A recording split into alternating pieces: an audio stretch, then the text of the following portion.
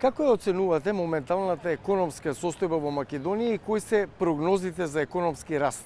Економските изгледи за растот во нашата економија, како мала економија со висок степен на трговска и финансиска отвореност, движењата дома ќе бидат во голема мера детерминирани од движењата во глобални рамки. Кои се очекувањата во глобални рамки? Меѓународниот монетарен фонд пред 2 дена излезе со најновите проекции, според кои што очекува стабилен глобален раст со стапка од 3,2% оваа година, колку што всушност беше и минатата година. Ова во основа значи мала нагорна ревизија на очекувањата за глобалниот раст, меѓутоа сепак, ако се гледа од подолгорочен аспект, ова се историско ниски стапки на глобален раст. Ако се фокусирам на нашиот најзначаен трговски партнер, тоа е Европската Унија, очекувањата се дека всушност ќе има, односно Меѓународниот монетарен фонд направи надолна ревизија на очекувањата за економскиот развој Европската Унија, а во овој контекст направи и за нашата економија, значи наместо 3,2% раст, колку што претходно очекуваше, сега очекува 2,7%. Во интервјуто за Euromoney најавивте дека намалувањето на инфлацијата во регионот, во Централна Европа, во Источна Европа, но и во Македонија, се должи на водењето на затегнатата монетарна политика на централните банки и стабилизирање на светските цени. Меѓутоа, основната каматна стапка од 6%, а економскиот раст е под проектираниот во Македонија. Инфлацијата забавува во глобални рамки, забавува и кај нас од високите стапки кои што беа регистрирани некаде близу до 20%. Инфлацијата во првиот квартал оваа година е сведена на 3,4%, што е поволен тренд, меѓутоа би рекла дека ризиците се уште постојат и потребно е внимателно водење на макроекономските политики.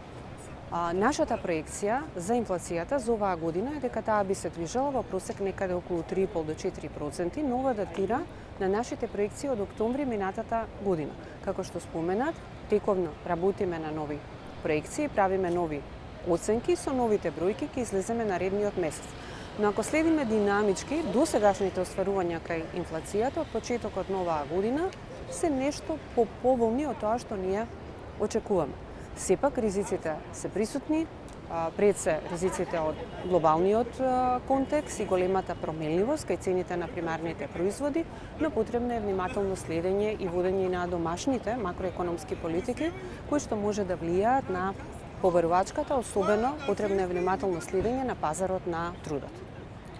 Олабавувањето на монетарната политика ќе зависи од 3 фактори. Движењето на инфлацијата, девизниот пазар, како и политиката на Европската централна банка, имајќи го во предвид фиксниот курс на денарот. Дали и кога би можел да се очекува тренд на олабавување во Македонија? И самите добро ги посочувате клучните пунктови од кои што зависи поставеноста и евентуалната промена на монетарната политика. Од делот на инфлацијата, тоа е првиот клучен пункт, засега трендовите се во линија на очекувањата на Централната банка и доколку овие трендови продолжат кај инфлацијата без материализација на некои поголеми ризици, тоа ќе остави простор за водење на порелаксирана монетарна политика, односно започнување со циклусот на олабавување на монетарната политика. Во однос на девизниот пазар, движењата минатата година беа поповолни од тоа што ние очекувавме. За оваа година од почетокот на годината па досега генерално солидни се остварувањата на девизниот пазар, што значи и натаму се јакнат девизните резерви. Доколку овие трендови продолжат и натаму и бидат во линија со нашите проекции и нашите очекувања, тоа ќе биде исто така значаен фактор кој што ќе отвори простор за водење на порелаксирана монетарна политика. Кај ЕЦБ, како што следите, Европската централна банка досега од почетокот на оваа година ја задржува монетарната поставеност на непроменето ниво, но се очекува дека веќе од јуни би започнал циклусот на релаксирање, што исто така ќе даде еден позитивен импулс и во однос на поставеноста на нашата монетарна политика. Значи, генерално, ако овие трендови кои што се сега присутни продолжат и нема материализација на ризици, може да се очекува во втората половина од годината постепено отпочнување со релаксација на монетарната политика. Народната банка, на чие чело сте вие, го промовира женското предприемништво како двигател во општествените дејности. Тоа јавно го кажувате не само на трибини, но и за време на изразување на ваши лични коментари по медиумите. Кои се резултатите? Добро, женското предприемништво е глобално прашање за кое што има доста широка глобална дискусија и дебата, дури емпириски проценки, дека поголема вклученост на жените во сферата на предприемништвото може да резултира со глобален раст кој што би бил повисок за 5 до 6 трилиони американски долари. За жал, ако ги гледаме глобалните статистики, не само кај нас, туку и во глобални рамки, вклученоста на жените во предприемништвото е многу мала. Се проценува некаде дека околу 30% од компаниите се во собственост од жените. Слични се бројките и состојбите и во регионот на Западен Балкан, каде што овие проценти се движат некаде од 20 до 30%. Со оглед на овие состојби, јасно е дека сите носители на политиките во рамки на своите надлежности односно неопходно е да преземаат повеќе мерки. Поголемата вклученост на жените и кај нас во нашата економија секако може да даде позначени, видливи резултати.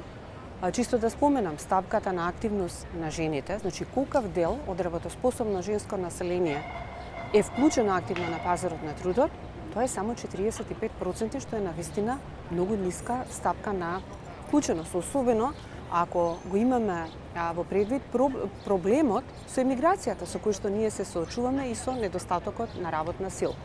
Оттаму Централната банка во рамки на своите надлежности презема бројни активности кои што во голема мера се насочени кон финансиска едукација, запознавање со предностите кои што ги нуди, да речам, овој пристап.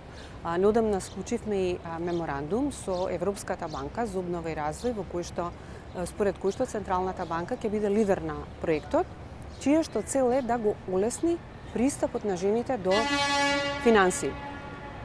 Пристапот на жените до финансии кај нас е помал во однос на пристапот на мажите. Например, статистиката за кредитното портфолио на банкарскиот систем во сферата на населението покажува дека над 60% од кредитите отпаѓаат на мажи визави жени, а 55% од вкупниот број на корисници на кредити се мажи визави жени.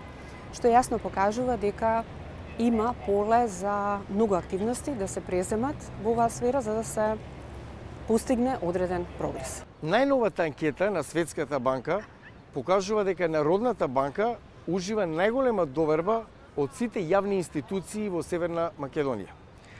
Дали тоа се држи на одржување на стабилни инфлацијски очекувања, но и стабилниот курс на денарот? Ме радува фактот што и покрај овие кризи од невидени размери со кои што ние се соочуваме во изминативе неколку години, не е воопшто намалена довербата во Централната банка, туку напротив е зголемена. И, како што споменавте и самите, Централната банка е на првото место по довербата од сите домашни институции. Веројатно, начинот на кој што ние се справувавме со сите овие шокови, дали е инфлацијата, дали е стабилноста на банкарскиот систем, одржувањето на стабилноста на курсот кој продолжува да се одржува стабилен со години, менувајќи низ вакви турбулентни времења, веројатно сите тие фактори даваат придонес за задржување на довербата во Централната банка. Благодарам за разговорот за Гласот на Америка. Ви благодарам и беше задоволство.